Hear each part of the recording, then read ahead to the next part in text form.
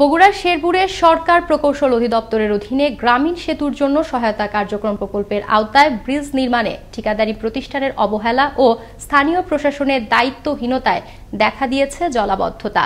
ভুক্তভোগী এলাকাবাসী বলছেন, এতে দুর্ভোগে পড়েছেন তারা। প্রতিকার দাবি তাদের। যোগাযোগ ব্যবস্থা উন্নতির লক্ষ্যে বগুড়া শেরপুরের খামারকান্দি ইউনিয়নের ঝাঁঝর চেঙ্গামারি খালের ওপর নির্মিত হচ্ছে আরসিসি গার্ডার ব্রিজ।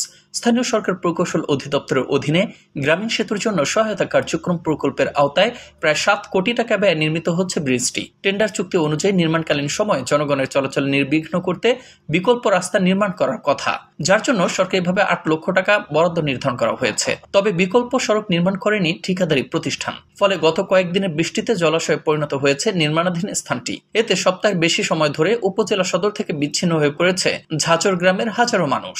ব্রিজ না দিতে ব্রিজ ভাঙছে, মানুষের এই আবাদপাতি নিয়ে খুব দুর্দশা হয়ে আছে। পানি আর রাস্তা বন্ধ হয়ে গেছে, কোনো প্রকার অটো চালার পাচ্ছি না।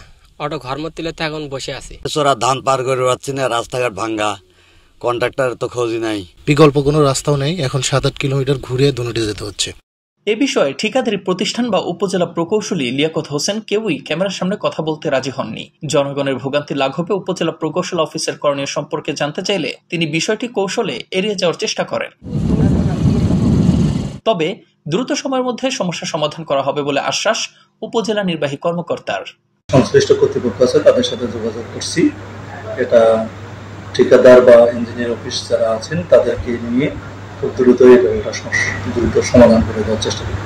টেন্ডারের শর্ত অনুযায়ী বিকল্প রাস্তা নির্মাণ না করেই ঠিকাদারি প্রতিষ্ঠান কার্যক্রম চলমান রেখেছেন। এক্ষেত্রে হাজারো মানুষ ক্ষতিগ্রস্ত হলেও স্থানীয় উপজেলা প্রকৌশলী নীরব ভূমিকা পালন করছেন। অপরদিকে ঝুঁকিমুক্ত যাতায়াত নিশ্চিতে সংশ্লিষ্ট কর্তৃপক্ষের তদারকিতে দ্রুতই বিকল্প সড়ক নির্মাণের দাবি এলাকাবাসীর। মুস্তফা কামাল তোহা, আনন্দ টিভি, ন্যাশনাল ডেস্ক।